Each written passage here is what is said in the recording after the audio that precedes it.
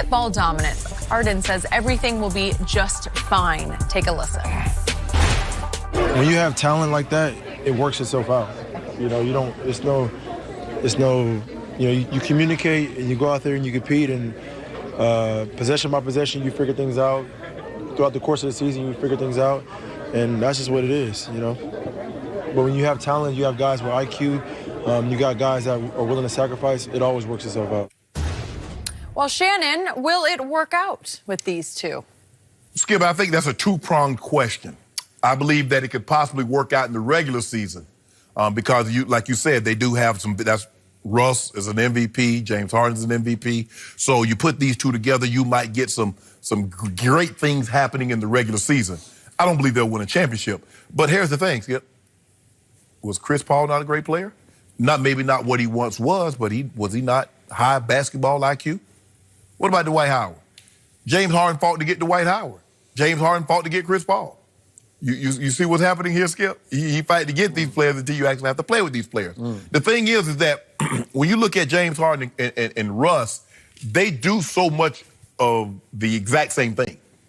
They need the ball. Now, Skip, if we had two basketballs, give me these guys right here. But unfortunately, we only have one. And I think that's going to be the problem. You see, I love what James Harden said when you get guys sacrificing. Hey, say nothing about him. We need guys because we got guys that'll sacrifice. Yeah. P.J. Tucker, P.J. don't care anything about scoring. He want to shoot them short corner three. He going to stand in the corner, shoot threes, and play tough, tenacious defense on the opposing team, best three, best two. That's what he does. No problem. Clint Capella, you don't even run plays for him. He either go run to the rim, get putbacks, dunk the basketball. Although Draymond Green abused him. So I get that. But at the end of the day, who's going to play off the ball? I don't know how you have 2 point guards when you only have one ball. Is Russ going to be willing to play the majority of the time off the ball, or is James Harden going to be willing to spend the majority of his time off the ball? And we saw how that worked. So I just don't see how this turns into, because you make this move, Skip, this is not about regular season. This is not about 55. This is not about 60 wins. This is about winning a title. And I do not believe the way this team is configured with those two guys, that will happen. You make a lot of powerful points. Conventional wisdom says you're dead right, because James Harden, a couple of years ago, set the all-time record for usage rate in a season. Second on that list all-time for usage rate in one single season is Russell Westbrook. 2 + 2 = disaster, right? Okay. One basketball, two high usage rates won't work. I got to tell you, the more I think about this, the more I watch what James Harden and listen to what James Harden had to say finally about it, the more I like it. Because we start with the fact these two did grow up together in this league for the first 3 years, and that's crucial to this equation. I'm not sure that James pushed for Chris Paul. He was open to it, but it sounded like it was a Daryl Morey sort of production to get Chris Paul to Houston. Well, they wouldn't sign, they wouldn't ask James. I mean, he's their best player. Okay. I just never got the feeling, and you could be right about this, but I never got the feeling he pushed for it, but he was receptive to it, obviously. And then they spent a whole offseason, a lot of it right up the street here at UCLA, trying to figure out how to play together. And I thought they did a pretty good job of playing together until they nearly killed each other in the end, because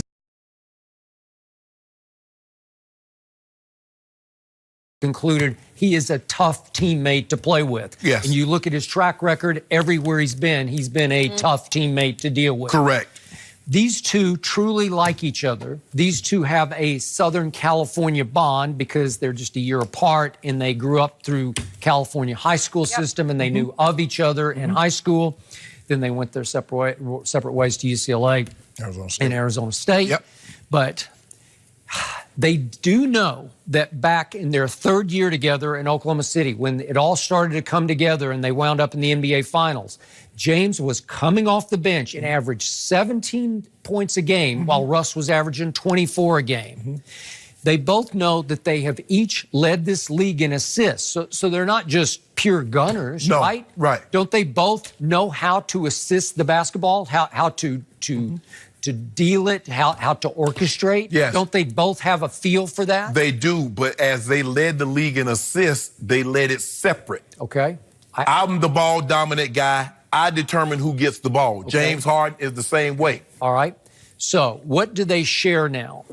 They share some shame because they both have gone through epic fails at the highest level in the brightest, harshest spotlights.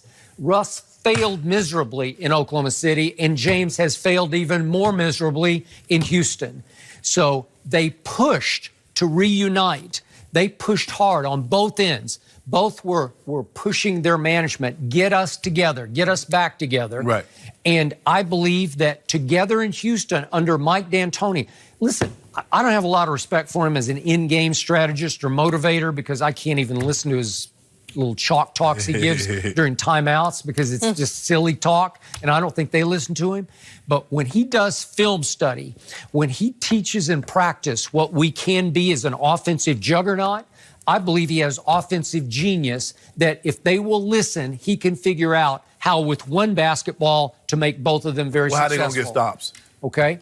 It's not, listen, Russ plays some defense, and James is always among the league leaders in deflection. So he's playing roaming hands-on ball defense. So again, are they going to be a great defensive team? They are not. Are they going to be the Clippers? They're not going to be the Clippers. No. But you do have this going for you.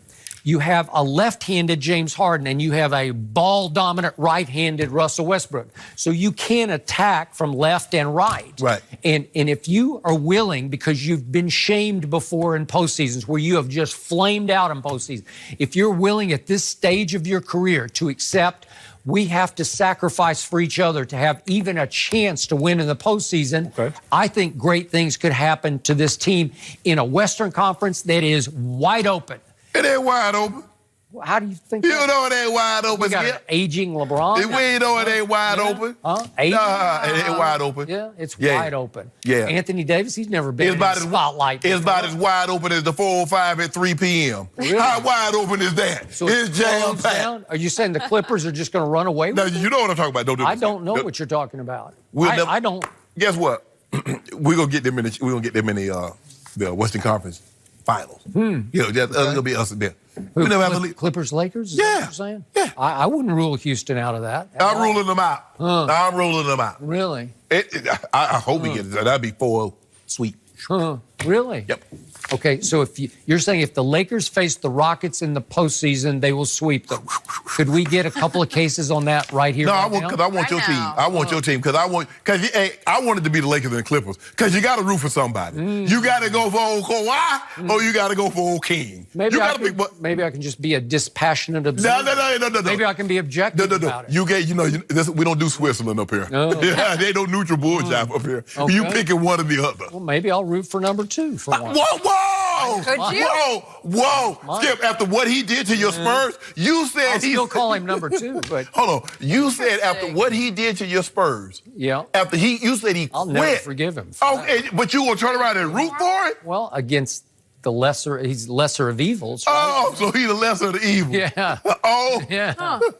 Well, maybe I'd root for him just because they'd be the better team. I don't know. You don't believe that. AD on a mission. AD on a mission has never experienced any kind of pressure like this in his life. Has Paul George ever experienced any kind of pressure like this in his life? That's why he stayed in OKC, because he didn't want that pressure playing with GOAT James.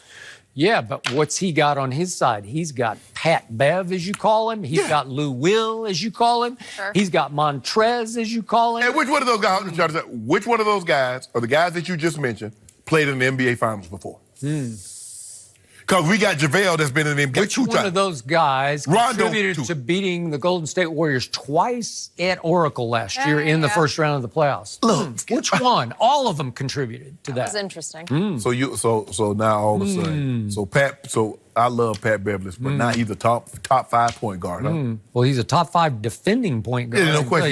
He might be top 1. Yeah, he might be. Okay. Might be the best on ball defender. So who's the best defensive team in basketball right here, right now? It's the Clippers by far. It is. Okay. But I just want to know who y'all gonna put on AD. That's all I need to know. Who y'all gonna put on AD? Big Zoo. You love Big Zoo. I do You still love him? God, I love Big Zoo. Okay. But he don't want nail there, Anthony. He doesn't want you? Dude. I don't know about that. And then we got Big JaVale. JaVale rim running. Yeah. Oh, JaVale only gonna get better. He got a little sample. If he just run and protect the rim, what LeBron will do for him. Take that with you, JaVale. Well, how many games is LeBron going to actually play? Don't worry about it. What did I tell you? I said he'll miss somewhere between 10 and 15 games. Skip. So all of a sudden the Lakers become an X factor because I don't know if they'll gel together because it's going to be all new. New coach. Well, how long will he last? I don't know.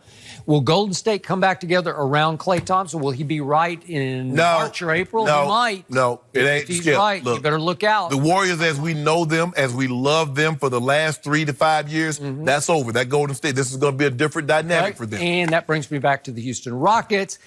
Who did they lose to acquire Russell Westbrook? Help me out. They lost nobody. Did you see? They lost nobody. Did you see what? Hold on. Did you see what Draymond did to Clint Capella at 6'7"? Okay. Can you imagine? Well, now you're going back to my Golden State argument. That's why I'm not writing off Golden State. But you do know every time my guy see Golden State 6'10" and a half, give him that work, right? Okay. And you already know the 6'9" guy. He lost weight. You see him Skip looking good. He down to like 240. Yeah, but they had to start over on Space Jam. Don't worry, we talking about Space Jam. We talking New director, they had to just start completely You over. see him on Taco Tuesday, he getting vegan tacos. Really? I did see that. Is that on Taco Tuesday, vegan. Invited AD over. Yeah. Bonding, family bonding. Why didn't he invite Brandon Ingram or Lonzo or Josh Hart or I don't know. Interesting. We don't get people accustomed to things that they're not going to be able to continue. Okay. You know what I'm saying? Yeah. Okay. Yeah. Special. Yeah. Interesting. That's how that works, Skip Bayless. Well, I got to say, I think the Rockets are going to be way better than you think the Rockets are. Oh, they have a better record than us? Highly possible. Highly doubtful. Yeah. Highly doubtful. Yeah. We'll just have to see how they. I know who won't have a better record than us. Broccoli Spurs. They won't. Want to bet on that? They won't have a better record than us. I don't know about that. I know. They're going to be shockingly good. They're going to be shockingly nothing. Yeah. Okay, we're going to switch gears here. Odell Beckham Jr. gave a riveting interview with GQ. The writer of that story is here, and we have all the details next.